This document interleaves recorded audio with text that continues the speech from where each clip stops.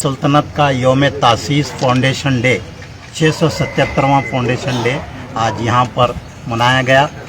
बहमनी सल्तनत के बानी अलाउद्दीन हसन बहमन शाह के गुंबद पर चादर चढ़ाई गई और फिर गुल चढ़ाए गए और फिर फातिहा खानी हुई और तमाम अहबाब इसमें शरीक हुए। ये तकरीब हर साल मुनक़्क़िद की जाती है, जिसके लिए मैं मोहम्मद अयाज़ुद्दीन पटेल और रहमान पटेल और इस्माइल कोइन कलेक्टर और सबसे अहम शख्सियत जो है वो जनाब काजी रिजवानुर्रहमान सिद्दीकी मशहूद की है।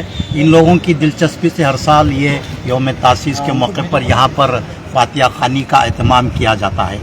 बहमनी सल्तनत का जो ड्यूरेशन था वो 1347 से 1527 तक यानी 180 साल बहमनी सल्तनत कायम रही और बहुत ही तारीख़ी सल्तनत रही। दक्कन की पहली मुस्लिम सल्तनत का इसको एजाज़ हासिल है और इस हुकूमत में बहुत शानदार कारनामे अंजाम दिए गए। रियाया की फलाह और बहबूदी को बहुत ज़्यादा बहमनी सल्तनत में अहमियत दी गई और हिंदू मुस्लिम एकजहती को बहुत ज़्यादा फ़रोग़ दिया गया।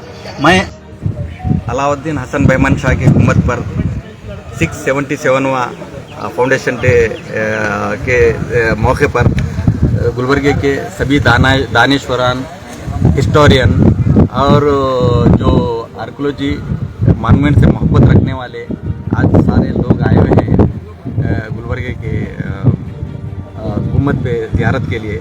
सुबह 9:30 बजे रखा गया था। अल्हम्दुलिल्लाह बहुत अच्छी तरीके से ज़ियारत हो गई।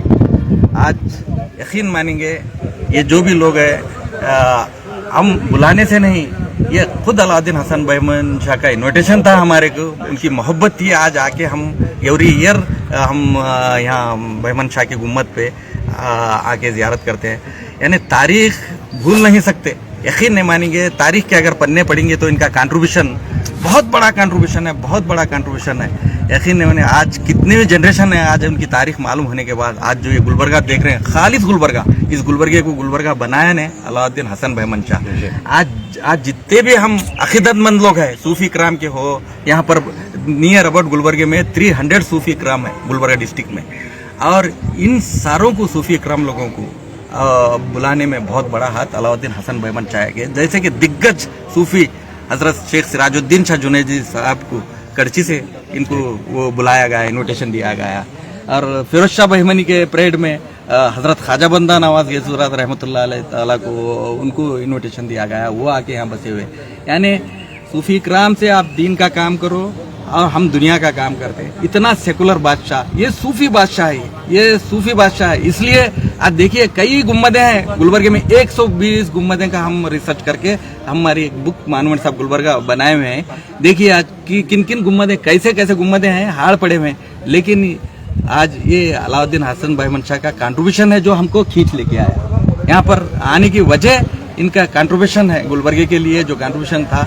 आज ये जो पहली इंडिपेंडेंट इस्लामिक सल्तनत गुलबर्गे में कायम हुई अलाउद्दीन हसन बहमन शाह की वजह से, मेरे ख्याल से नियर अबाउट अभी बात की 180 साल नहीं, 201 साल की हुकूमत थी, 201 साल की हुकूमत थी। इनका डायरेक्ट कनेक्शन सुपर पावर से था। जब उस दौर में 1347 में इनका डायरेक्ट कनेक्शन जो है ना सुपर पावर ऑटोमन एम्पायर खिलाफत उस्मानिया के साथ इनका कनेक्शन था। खिलजी की मस्जिद है दौलताबाद में, वहाँ पर शेख सिराजुद्दीन जुनैदी के दस्तारबंदी के मौके पर उन्हीं के हाथ पे अलाउद्दीन बहमन शाह ने बादशाहत यहाँ की भूल की।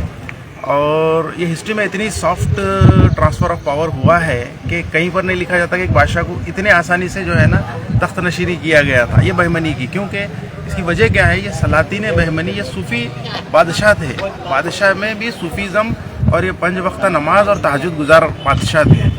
तो ये तारीख़ गुलबर्गा में आप बताइए कि स्टार्टिंग के जो 5 बादशाह गुजरे हैं अप टू मुजाहिद शाह, इनका कहीं पर भी पैलेस नहीं है आराम करने की जगह। तो ये लोग सिर्फ वर्क करते थे, एक्सपेंशन ऑफ बहमनी के लिए काम करे हैं, तारीख़ के लिए जो है ना काम करे हैं।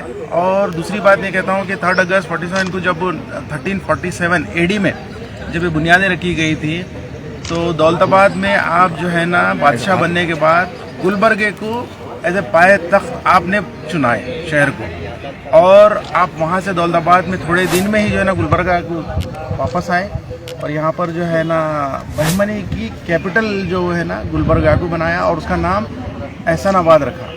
एहसानाबाद से जो है ना बहमनी के दौर में इसका जो है ना कॉइन्स मिलते हैं, मिंटेड कॉइन्स मिलते हैं। और बल्कि मैं कहता हूँ कि एक शर्फ की बात है कि ये शहर को हज़रत एहसानाबाद लिखते थे वो लोग, कभी भी खाली एहसानाबाद नहीं लिखे, हज़रत एहसानाबाद मतलब रास्ता। आज किले में जो तोप देखी जाती है, जो दुनिया की सबसे लंबी तोप है, उसका डिस्कवर जो है 2014 में मैं, हमारे अयाजुद्दीन पटेल साहब और इस्माइल साहब ने मिल के उसको डिस्कवर किया था।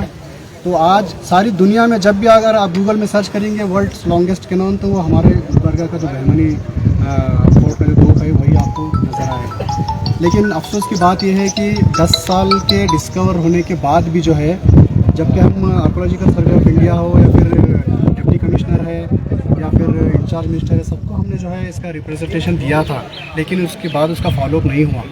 लेकिन मैं यही कहता हूँ कि मीडिया के थ्रू जो है उस पर थोड़ा सा जोर डालना चाहिए, स्पेशली फोर्ट में जाके उसका स्पेशल कवरेज करिए। लोग वहाँ तक आ रहे हैं देखने के लिए, लॉन्गेस्ट कैनॉन है देखने के लिए, मगर वो उसका दीदार नहीं कर पा रहे क्योंकि उसको लॉक डाला जा रहा है, 24 घंटे वो लॉक्ड है वो। तो उसको खोलना चाहिए, फिर से खोलें और जो है लोगों को